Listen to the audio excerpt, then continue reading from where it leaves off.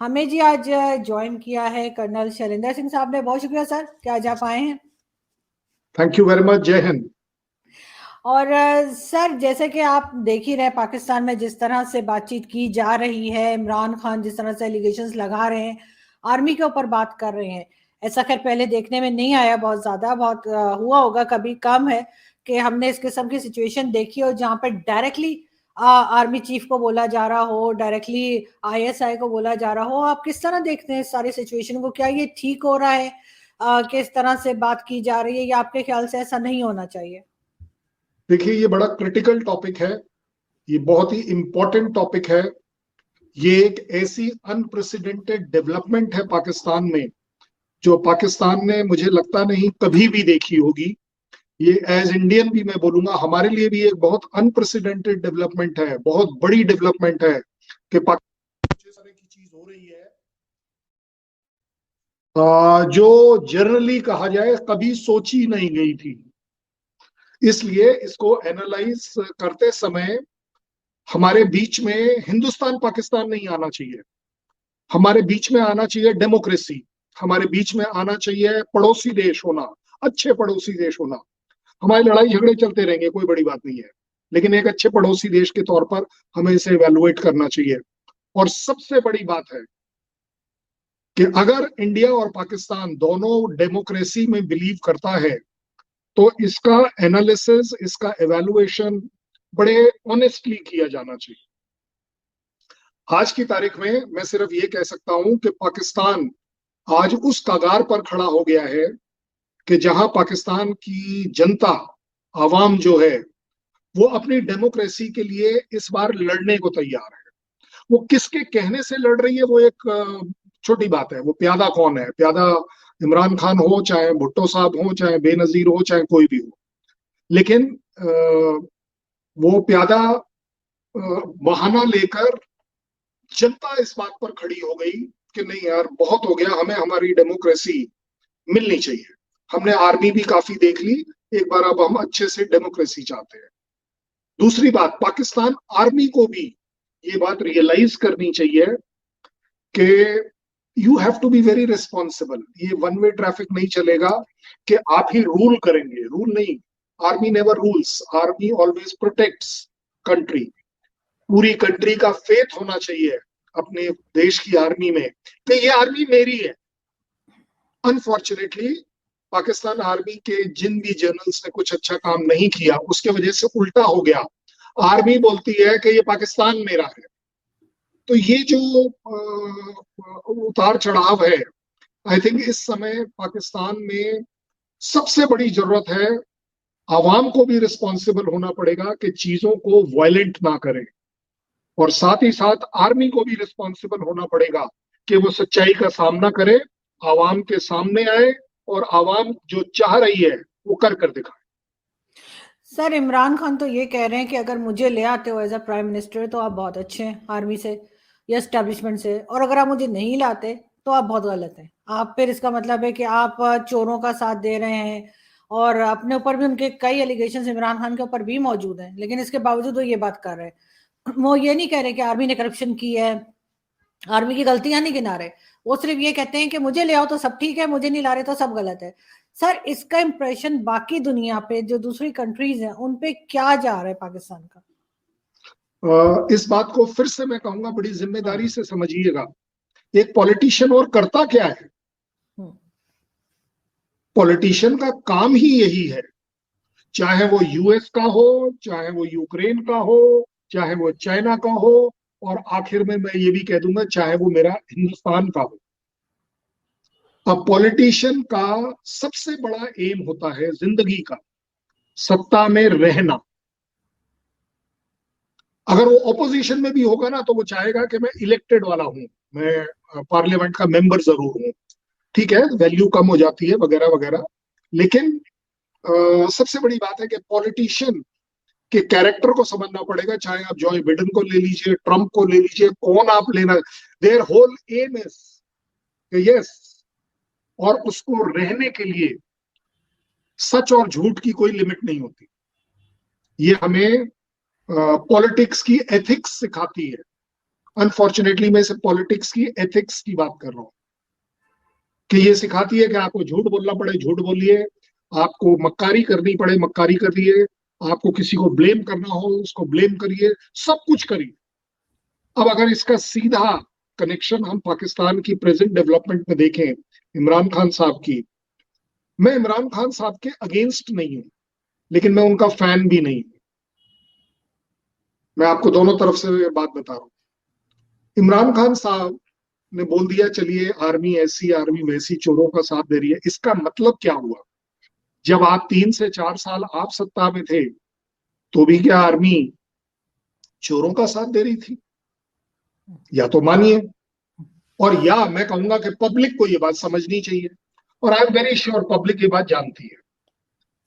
दूसरी बात, मैं अगेन ब्लेम करता हूं पाकिस्तान आर्मी को, कि पाकिस्तान आर्मी ने कभी भी पॉलिटिशियन को अपना बॉस तो समझा ही नहीं है, तो चोरों का क्या साथ दिया? उन्होंने तो, जैसा ब्लेम गेम चलता है कि पॉलिटिशियंस या जो पॉलिटिकल गवर्नमेंट है वो आर्मी का प्यादा है, आईएसआई का प्यादा है, ये है वो है, जो भी बोला जाता है।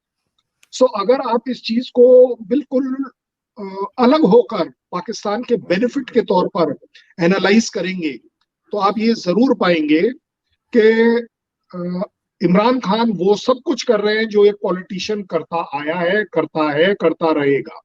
अपनी आप उसे पावर के लिए। Obvious, seat is seat seat seat seat, कुर्सी कुर्सी कुर्सी कुर्सी, उसको उसके अलावा कुछ नहीं चाहिए। अदरवाइज आप मेरे को एक बड़ा छोटा सा एग्जांपल देता हूं। अगर इमरान खान साहब का खुद का टेलीविजन के ऊपर कन्फेशन है कि मुझे पता था ये अटैक होने वाला है, आप सोचिए ये अटैक में अगर AK-47 या कोई और ज्यादा बड़ा होता, कितने लोग मारे जाते? उन सब की जिम्मेदारी किसके ऊपर आती? ये थोड़ी ना बोलते कि जी मेरे ऊपर आनी चाहिए। मैं तो कहता हूं इमरान खान साहब के ऊपर मेरे तरफ से केस होना चाहिए कि आपको अगर मालूम था, आपने आवाम को एक उस रिस्क पर लाकर छोड़ दिया कि अगर ये गन चारों तरफ चल पड़ी होती तो कितने लोग मरते। आप तो चलिए आपने खुद के अपने हॉस्पिटल में जाकर आपने क्लेम कर लिया कि 3 बुलेट लगी, 4 बुलेट लगी, 12 घंटे में आप बिल्कुल ठीक भी हो गए। उनका क्या होता, उन फैमिलीज का क्या होता? You have not been very responsible Imran Khan साहब, ये मेरी आपसे शिकायत है। अगर आप एक अच्छे प्राइम मिनिस्टर हो, मानता हूं, मैं बिल्कुल मानता हूं कि एज ए डेमोक्रेसी आवाम को आप भड़का सकते हैं कि हमें डेमोक्रेसी सिस्टम होना चाहिए, पाकिस्तान आर्मी के नीचे हम नहीं काम करेंगे, वगैरह वगैरह। But at the same time इतनी बड़ी गद्दारी भी मत करिए उस आर्मी के साथ जो आपके देश को प्रोटेक्ट करती है। ये मैं बोल रहा हूं, army officer from India.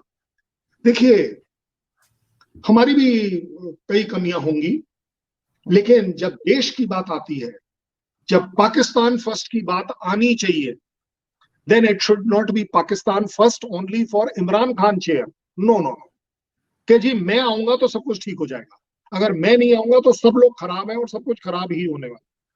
When Pakistan first की बात करें इमरान खान साहब, तो Pakistan first every time, everywhere, all the time, हर चीज में। किस में कमी नहीं है? तेरे में कमी नहीं है इमरान खान साहब, आपके अंदर कमी नहीं है क्या कोई? अदरवाइज आपको बाहर क्यों आना पड़ा? आप तो पॉलिटिकल सिस्टम में बाहर आए हैं, आपका तो तख्ता पलट भी नहीं हुआ है। आप ब्लेम कर लीजिए कि पाकिस्तान आर्मी ने मेरा तख्ता पलट करने में चुप्पी साधी रही। What do you mean by that? भाई अगर आर्मी आपके पार्लियामेंट में कुछ हो रहा है, अगर उस पर चुप रहती है तो अब आप उसे ब्लेम कर रहे हैं कि they should have supported me, और अब बोलते हैं कि मेरे को वो सारी बातें पता है जिसमें मैं लोगों को आर्मी और आईएसआई को प्रॉब्लम हो सकती है। आई थिंक इमरान खान साहब, you need to be talking like a good ex prime minister. Prime minister का काम होता है, प्रेसिडेंट का काम होता है, कम से कम अपने देश के बारे में, अपनी देश की आर्मी के ऊपर लोगों को फक्र करवाएं। फक्र होना चाहिए नहीं, आप जो बोलेंगे उससे लोगों के अंदर फक्र होगा।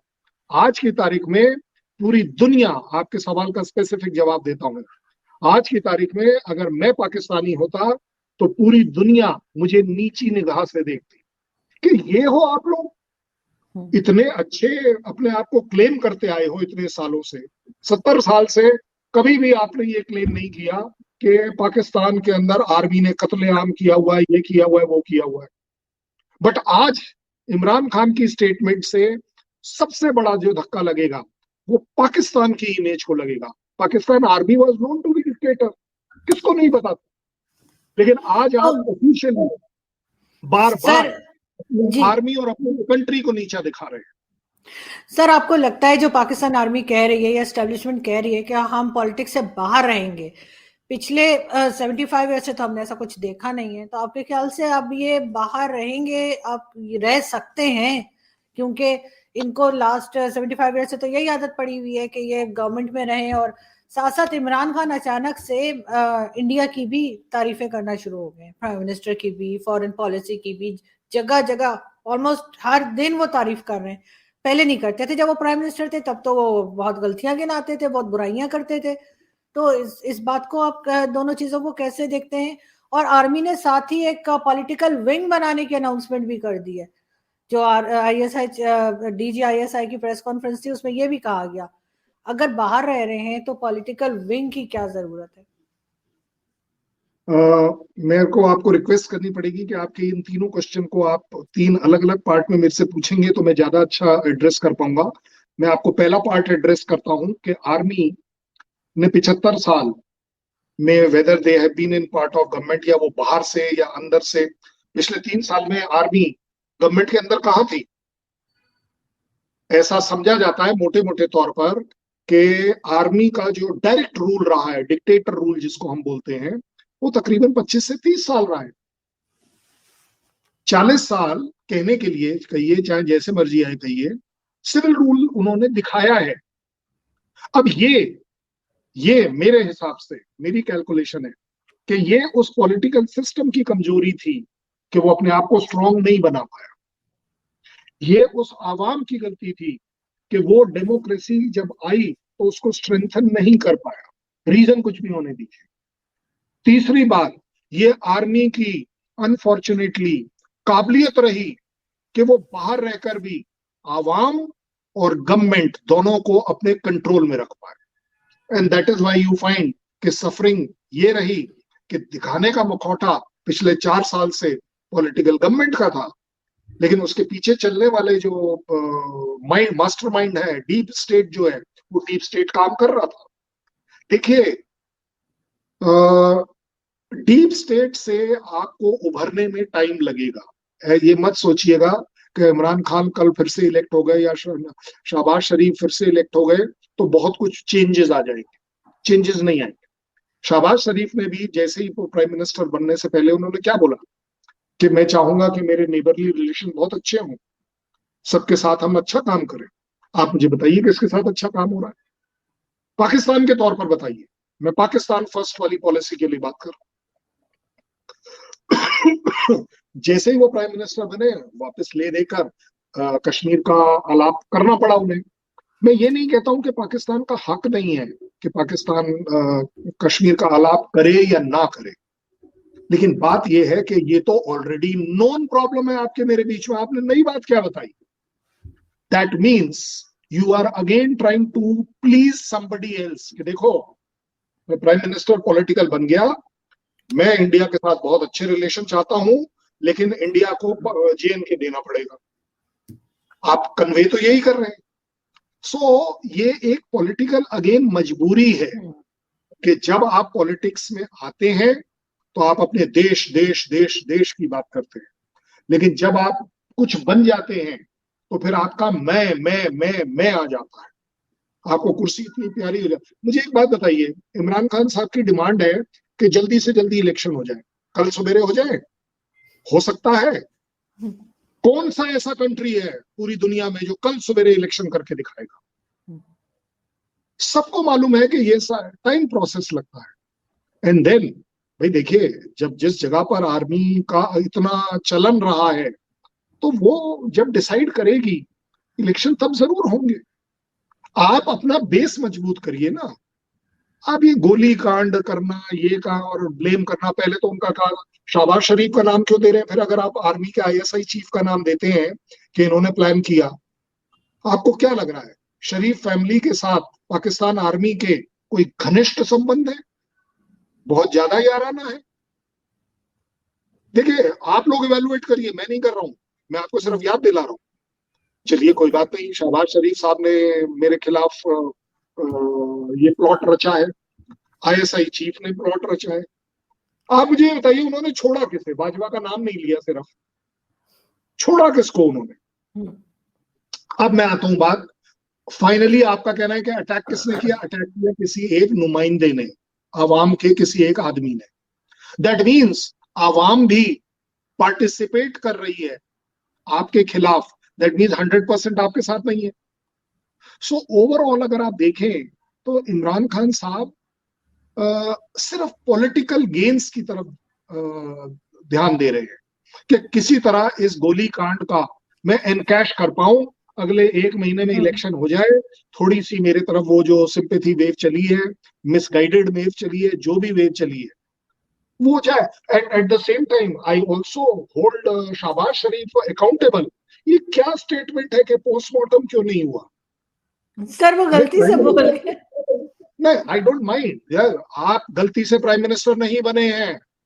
शहबाज शरीफ साहब एज अ पाकिस्तानी, मैं आपको बोल रहा हूं, पाकिस्तान का रिप्रेजेंटेटिव बोल रहा है, आपको प्राइम मिनिस्टर बनने का अगर आप ये रिस्पॉन्सिबिलिटी नहीं उठा सकते, जबान पे कंट्रोल नहीं कर सकते, अपने तेवर पर कंट्रोल करते, you don't deserve to be my prime minister.